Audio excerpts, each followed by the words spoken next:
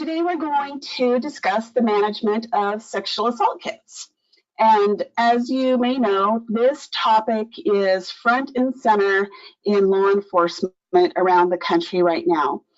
I've been working with several agencies recently that have been directed to account for all of their sexual assault kits and determine how many have been tested, and then prioritize the untested kits to go to the lab. For smaller agencies, this might be a dozen or so. For some agencies, it's hundreds or actually thousands. So today we're going to give you direction on how to use the tools that you already have in your EvidenceOnQ system to accomplish this goal. One of the primary reasons that agencies choose to implement EvidenceOnQ is because of its ability to be customized to meet their needs. So as you're looking here at my screen, you might think, that doesn't look anything like mine. And that's because each agency gets to decide what their profile screen is going to look like. And you can also make changes to it. So we want to give you the tools that you need to help accommodate your needs as they change. So I do have a question. I have two questions for you. And Craig's going to pop these up. Karen's going to read them. So my first question to you is, Craig, can you pop that up? It's up. And do you currently know how many sexual assault kits you have in your agency? So please select yes or no if you can.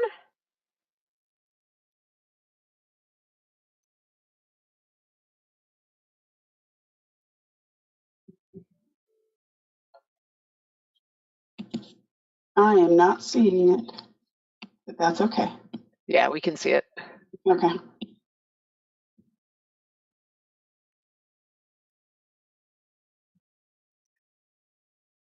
So we have 58% who do know how many are in their agency, are the ones that answered, and 42% who do not.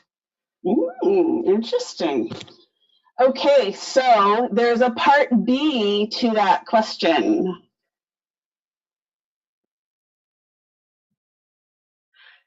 And do you know how many of the kits at your agency have been tested? Yes or no?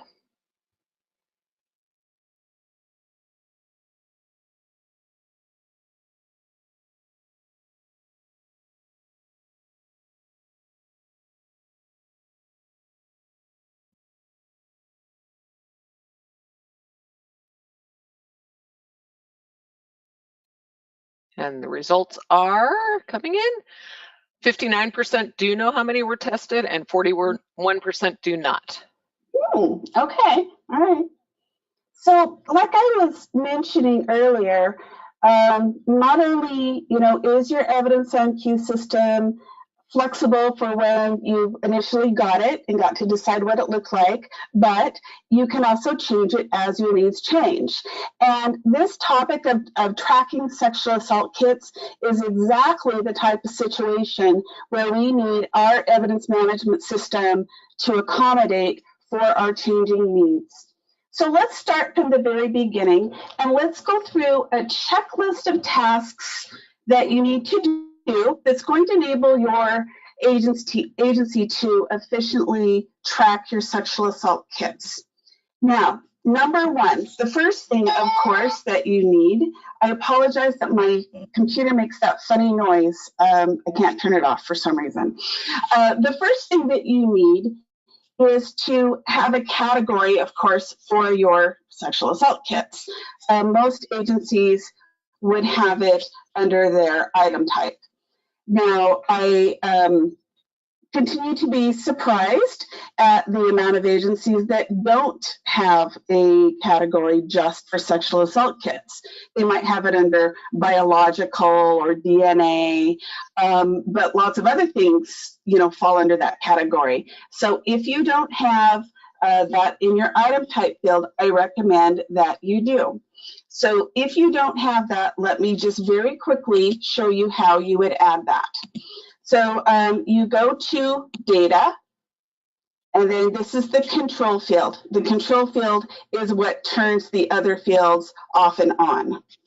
So up here is a list of your values. Down here is what turns off and on when you choose that. So if you want to add a new value, you click on Values and click on New. Now I know that in some agencies refer to it as a start kit. Some refer to it as, a scene kit. So whatever you want to, call it. Okay. There's a start. We'll just add start kit, even though I had sexual assault kit. Now that you've added that, then if you want additional fields to turn on, so here's our start kit. So maybe you want to have, a serial number, show up or something like that. That's where you could turn on, any of the fields that apply to that. Okay, so click on OK. After you have added things to your item type field, you do need to go up to your tools and hit refresh profile, and then it will update the values in that control field and update what turns off and on. All right, so now that you have that description, you're going to want to add a field on your profile for showing when the kit was tested. And I have one on here called lab tested.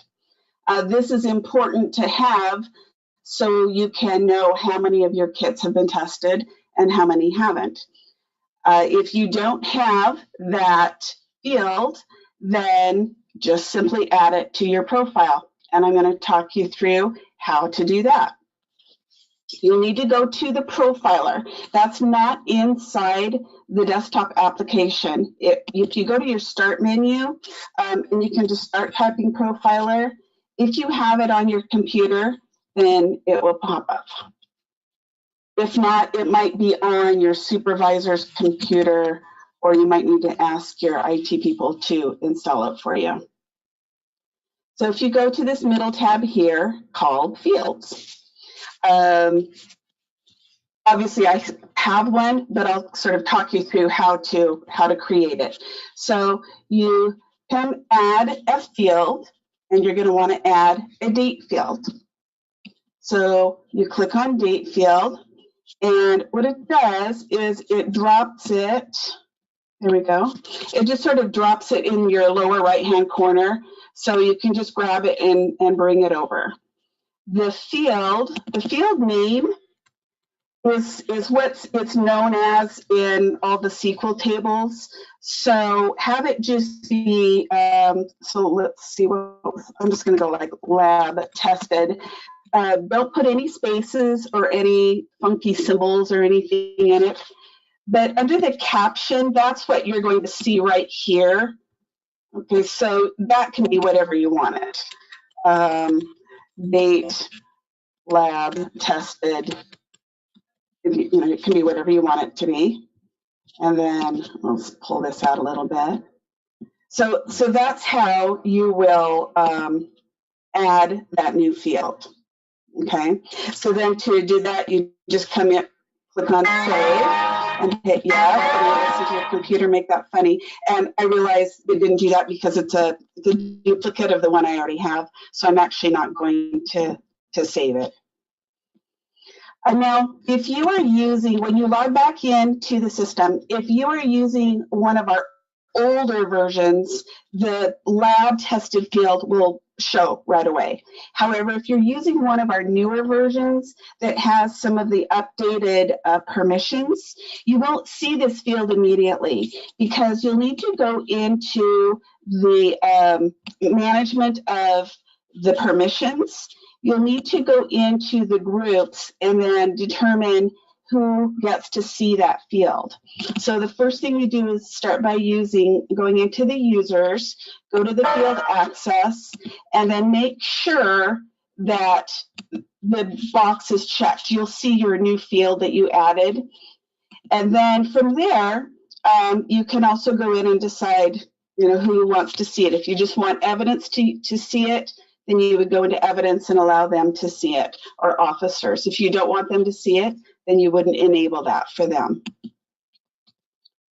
Okay, so the first thing we've done is we added our sexual assault kit category here, and then we also added a field for lab tested. I do have 2 more questions for you. And Craig, if you can pop up those questions, this is related to actually testing your kits. Okay, that question So Karen, if you will take these questions.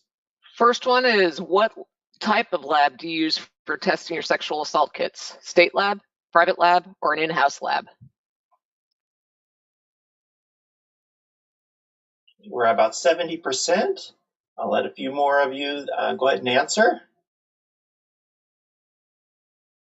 Okay, about 80%.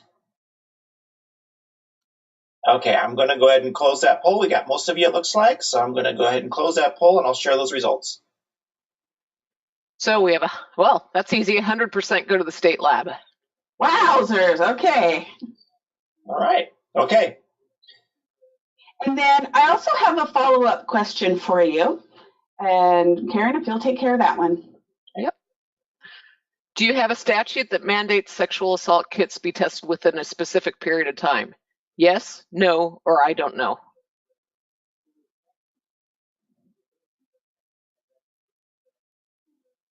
Okay, we're about 70% of you have answered. Waiting for a few more. Okay, looks like we are about there. I'm going to go ahead and close that poll, and I will share those results. So, tested within a specific period of time, 62% said yes, 26% said no, and 13% said I don't know. Okay then. So for the 13% that said I don't know, my recommendation to you is go find out. And it's been a challenge because we have the opportunity to work with agencies in all 50 states and up into Canada now. And each state is different on do they have a mandate? I've seen it as soon as 15 days. Some of it's 30 days. It's interesting. So if you do have a statute, go read it and make sure that you are complying with the requirements of that statute. So now that we have done these things, now we need to establish a new workflow process for you. I recommend that when a kit comes back from the lab, then you put in the date that it was tested. So if I scan, let's say this one item came back, and so you would just go to the lab tested field, and then you can put in the date it was tested. Now, maybe you don't know the exact date it was tested, or maybe you can tell by, we always had the blue crime lab tape on ours, and I could actually see the date it was signed. Some agencies, they get the lab report back with the sexual assault kit. You could put that date in. If you do not know what date that it was actually tested, just put in the date that you got it back. The most important thing is to have a date in there, because that's what's going to tell the system that it was in fact tested. Now, if you're just updating 1 or 2 kits, you can just do it manually, like I did it here. However, if you receive several kits back from the lab, you can use your query by scan feature to do them all at once. Let me take you through a process that I did for the Fresno Police Department. So if you go up to query by scan, and you guys who know me know that I love to have customized toolbars. So I put my query by scan on my toolbar, and I renamed it. I named it Scan a Group. So you can do that. then scan the sexual assault kits that have come back from the lab. So I will scan these. Okay. And then I put those into a group. And I don't know, I'll move this up here. Down at the bottom right of my screen, it shows that I have 9 sexual assault kits. So now I want to update those. So I'm going to click on Batch Update. And then I'm going to, on the left, I'm going to scroll down to the lab tested, there it is, the lab tested date. And, you can put in today's date that you got them back, or if you know when they were tested. So we'll add that to my list of things to change about those 9 records. And then it will run those. And it updated all 9 of them to show that they were tested. Now, you can then assign the locations, or if all of them, are going to go back to the same location, I'll just click on, transfer all, and then you could transfer all 9 of them back to, and it could go to the freezer. Some agencies I found that prior to testing, they go in the freezer. After testing, they go on a shelf. So whatever your process is. So I transferred them all. Now, if you are in a very large agency and you're putting these sexual assault kits into different locations, let me remind you of how you can, do that. So you would take your scanner, you would scan the location, scan what you're going to put there. Now let's do B1, and we'll put those there. We'll put in 12. Like I know in Miami, they have multiple freezers, so maybe they need to go in and scan the freezer and then what they put there, and so you can scan them that way. So it makes your list, then you click on OK. So now that they've been assigned out. So for the workflow process, just to review, when it comes back from the lab, you fill in the lab tested. You can do that individually. You can do them in a batch. Now that you have done all of this, you can create some custom queries to give you information about the sexual assault kits right there at your fingertips. So the first query that I recommend is, how many sexual assault kits do you have that have not been tested? So let's create a custom query for that. The long way is going up to File and Custom Queries. I have a shortcut here. And then you're going to go to Manage. Manage means I want to look at all of the queries that have already been built. Maybe I want to change one of them, or I want to create a new one. So let's create a new one. And we will, let's call them SART kits not tested. And I'm going to give them a category. Let's give them a category just for sexual assault kits. Now, when I create custom queries, I like to put a little description in it. So if someone were to go in and look at that query and wonder, what is this for? You can just give them an explanation. So we'll say SART kits in inventory that have not been tested. So now we're going to tell the system what the criteria of this query is. I like to start with the obvious. So first, it has to be a sexual assault kit. So we'll come down and we'll say that the item type is in the list of a sexual assault kit. And then we also want to know everything that has not been tested. So that means since we put in our lab tested field, if that field is blank, then we know it hasn't been tested. So I will come down to my lab tested field and I will say, show me all of them that are blank, and add.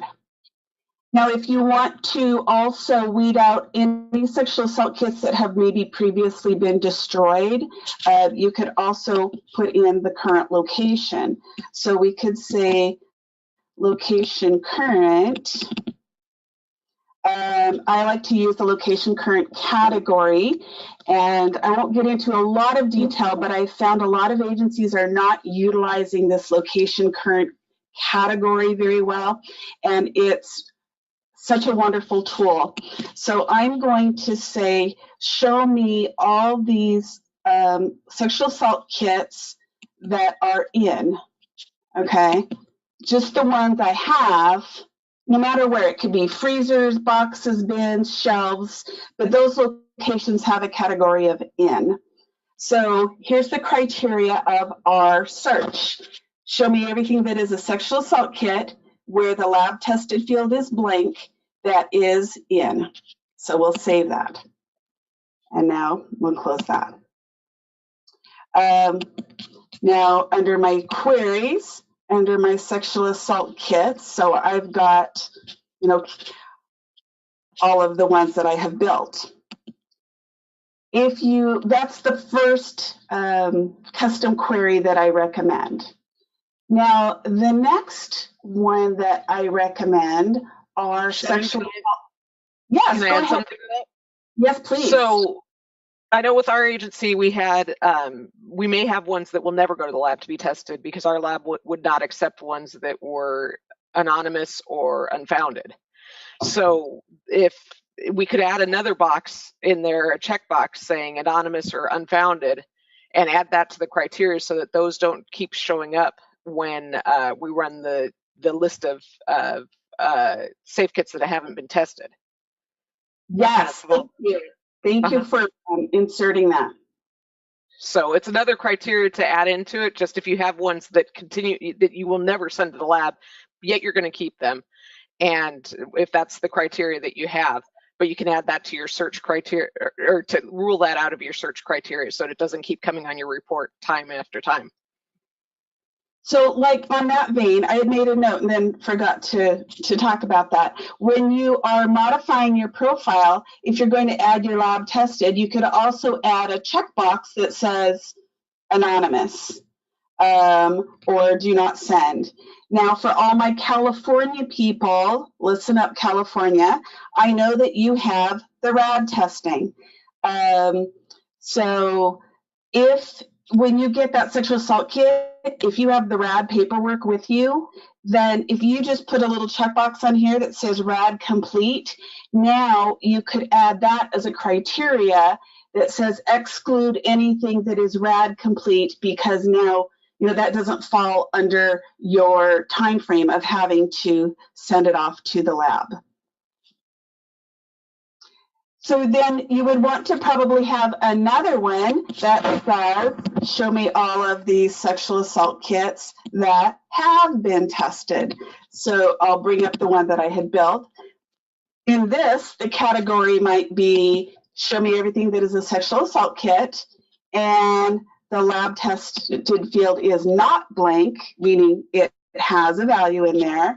Then you could also, like we did earlier, you could add where the location current category is in. And then, like Karen was saying, you could also add that the anonymous is not checked, etc. Okay. So those are the two that you could build. That would be show me the kits that have been tested, that have not been tested. Then the way to easily find out what kits are at the lab, yes, you could do a custom query that just says current location is at the lab, but another way you could do it is just based off your location category. Show me all the sexual assault kits that are out. You hit enter, really? Okay, I thought I had done them. Then it would show you how many were at the lab. And in the same token, how many sexual assault kits are here in our property room? So that question we asked you at the beginning, do you know how many you have? say, okay, I want all the sexual assault kits where the category is in. So again, no matter what the location, a freezer or a shelf, they all have this location category of in. And now you immediately know that you have 275 sexual assault kits. Or combine it. Yes, go ahead, Karen. We had red complete checked on the out ones, so you might be able to try the lab again. Yes, thank you. So you could, yes, you could also do sexual assault kits that are RAD complete that are in, and then you know that those are complete or that are not RAD complete. So when you create your custom queries, if you happen to add a new category, remember how I did that when I was creating it? And I added this category and added a new one. Once you've done that, then you will need to tell your computer to display that custom query category. Some people call me and say, I don't know why I can't see these custom queries because the other person can. You can just configure that on your own computer. So if you go to Tools and down to Options and go to Queries, this allows you to choose which categories show on your computer. So if I took all of these off and I only kept on the sexual assault one, there we go. When I go to my custom queries, now it just shows that one. So maybe other people or other units have categories that you don't care about. That's the ability to just hide them so you don't have to scroll through them, because I know this custom query list can get very long. So I'm going to open it up for questions shortly. However, there's just one last thing that I'd like to show you. I've been working with several large agencies and jurisdictions to specifically manage their sexual assault kits. Some of them have a need for tracking of statistics that go beyond the standard custom query. And I want to show you just very quickly some of the types of reports that many of you might be in need of that you could get through our professional services. So I'll switch over really quick here. These are just some examples. This was for a state that wanted to monitor how long it was taking for their lab to perform the analysis on the kits.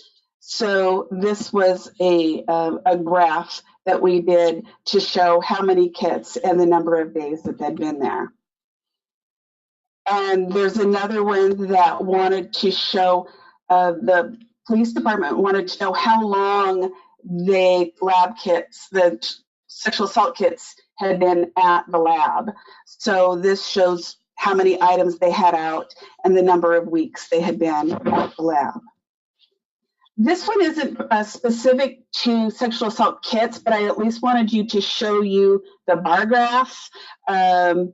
This one was requested by a very large agency that wanted to, they were trying to determine how busy they were, and because they ran 24/7 and they were trying to reallocate their personnel to accommodate their rush hours and their high volume. So this was one that Manoj did that showed the number of items that came in, and this was actually on an hourly basis to show what time of the day they were the busiest, and then this one was per day to kind of show what day of the week they were the busiest. But if you needed to know, the number of sexual assault kits, this could be by day, this could be by week, this could be by month, maybe for an annual report.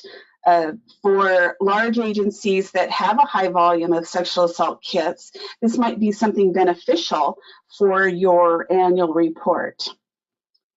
And then, you could have a number of items that have gone to the lab per week, or per month. So depending on your needs, this could be filling requirements for grants. Several agencies applied for that SACI grant and received money to purchase an evidence system. And part of the requirements of that grant are reporting.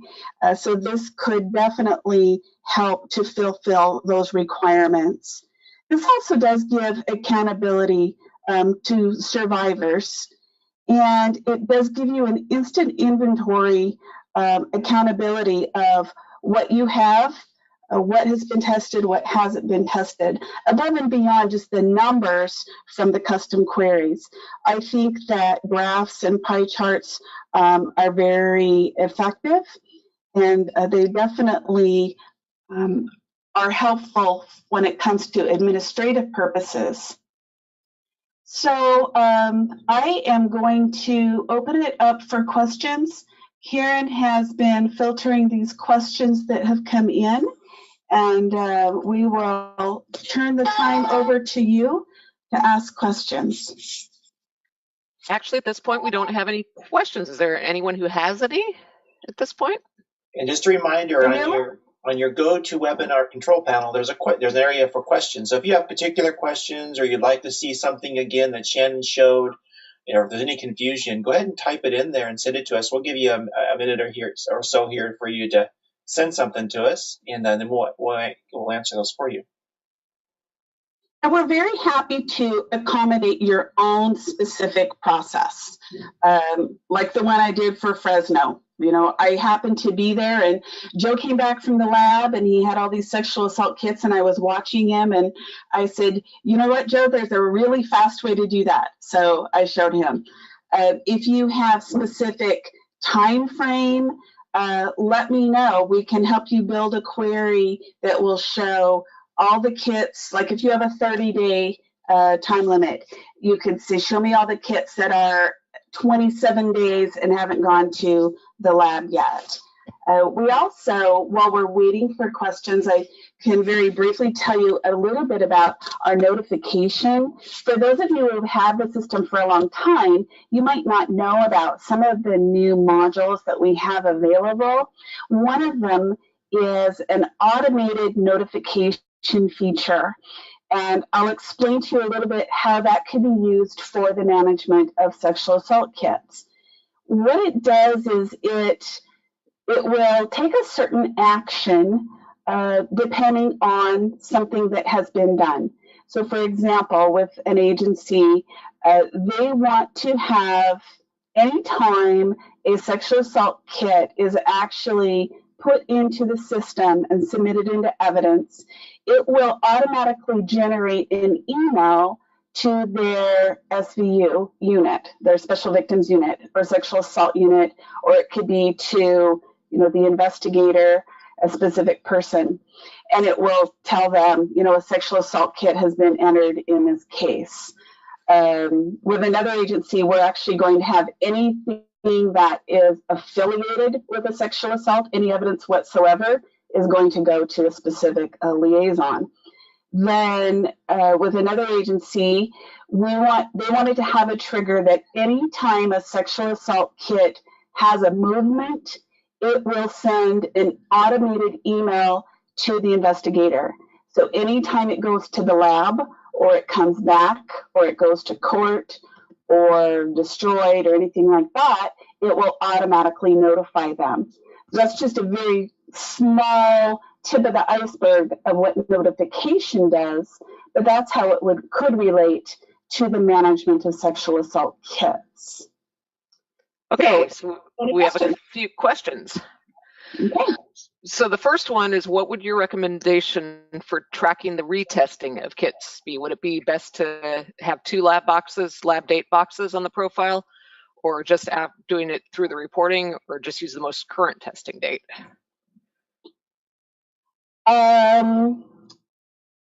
So in your chain of custody, obviously, if you needed to go back to see the chain of custody of this item, this would show, you know, when it went in and out, and it went to the lab, and then it went back to the lab.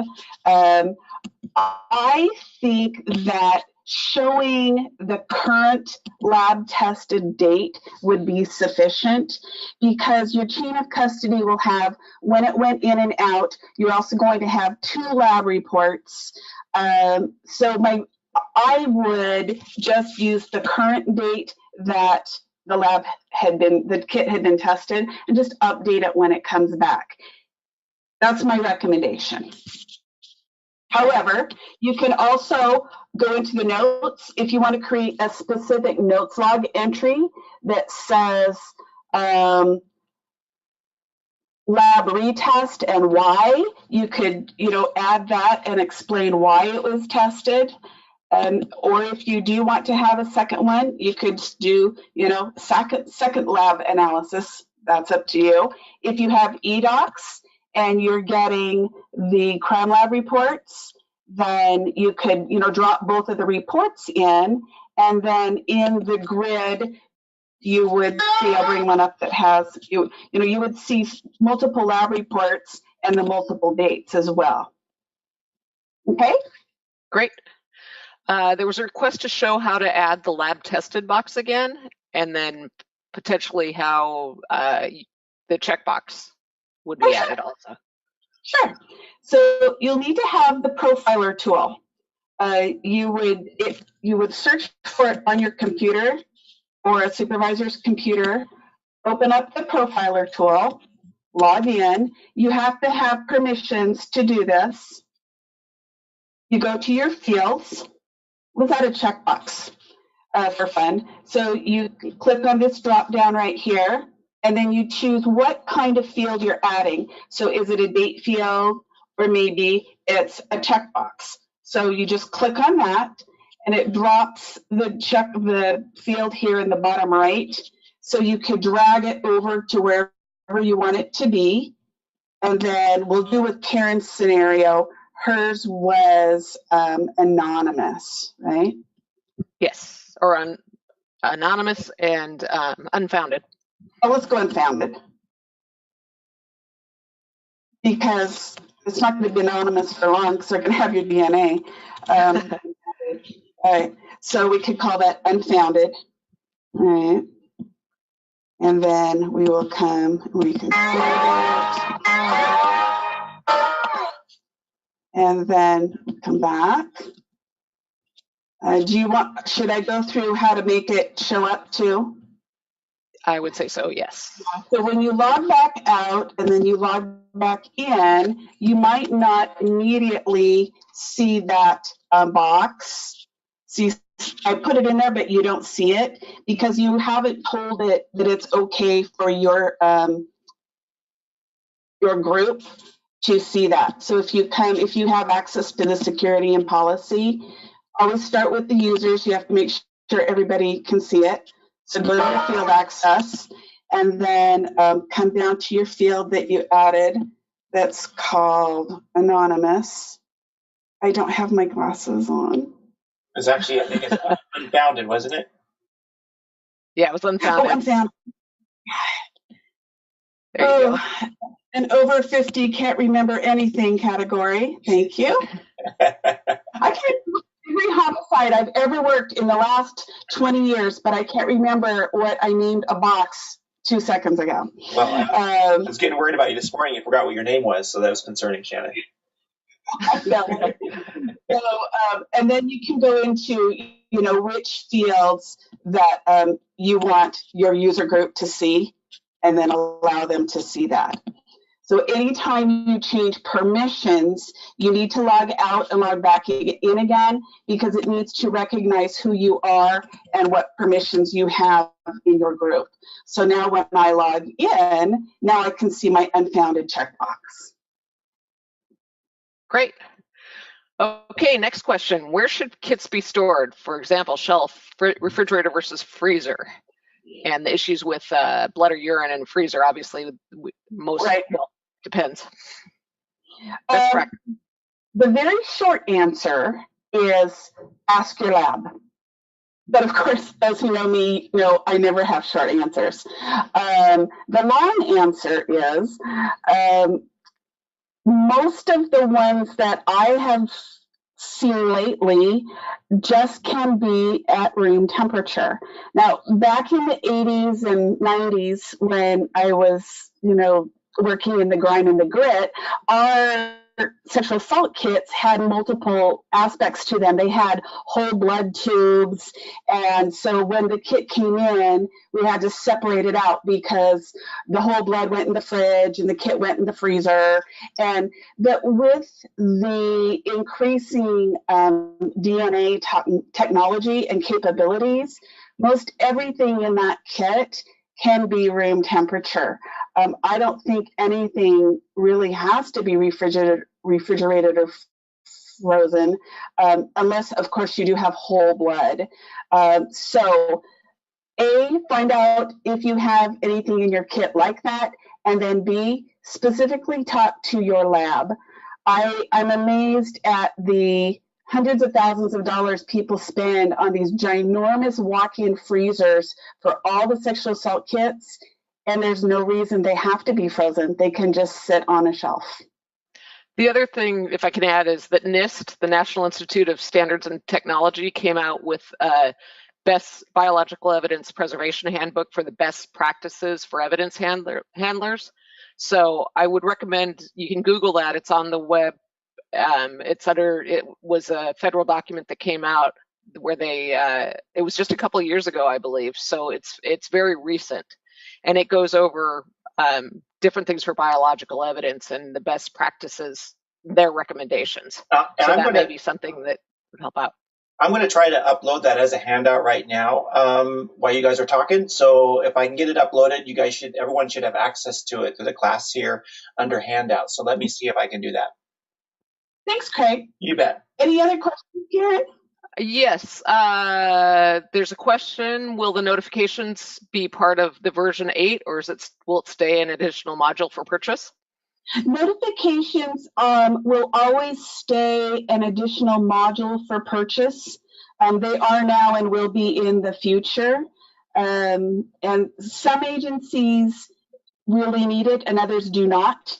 So, we don't want you to have to pay for something you're not going to use. It's like selling a couple who has one child a 15-passenger van. You're just not going to use it. So it will always be a module. Okay, and I see that Kim actually added it to the list. So the link to the NIST file, it looks like. So that's on the list of questions, if you all can see that. I'm not sure if you all can see the list of questions. And then Stephanie asked us, since we have time, unrelated to kits, are there plans to make the notes searchable? And actually, they are searchable. Shannon? Mm-hmm. They are.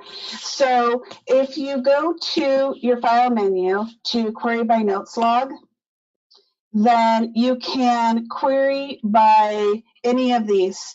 So you could say, I am looking for a subject of email, and then so as people add them, you would have all the users here. So you could choose, I'm just looking for email, and hit search, and it will show you all the items that have a notes log topic of email. Or you can actually narrow that down. So I'm looking for anything that is a change note by Shannon Turner that was done between May 1st of 2018 and May 18th of 2018 that contains the word, because. So again, this entry here is just like on this profile screen where you can use your asterisks, and it says, contains, or contains the word change or something like that. So yes, you can query by these notes logs. Also, these notes logs can be put into custom reports. We have some agencies that have a couple specific notes log topics that, if it contains those topics, it's put into, say, the chain of custody or something like that. And there's one more place to search too. If you do a query by text, that will, and oh, thank you. So if you go to query by text, for those of you who have some of the newer version, this is, I love this feature. You know how when you're looking for something on your computer and you have no idea where you put it, if you just, go to your search engine and start typing a word, it will search your whole computer. Well, that's what this query by text is. So it asks you, do you want to search all the fields that are on your main tab? Do you want to include comments and notes? Do you want to include any document keywords? Or would you like to include anything that might have been, when you check something out using the signature pad and you might type their name or a note or something, and then it could say search for, and then I'm going to say I'm searching for the word main. And then again, just like if I said main, it's only going to search for just the word main in that field. If you know it contains, then use your asterisk, contains the word main. And then if hit. you spell it right. Yeah. Gee, you are just something else, aren't you?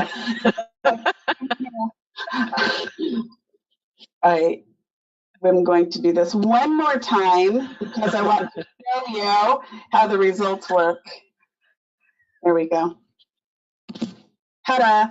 So it goes through the whole database and then it tells you how many times it found the word main in which field and how many times. And then you can, say, oh, I only want this one, and hit search. Okay?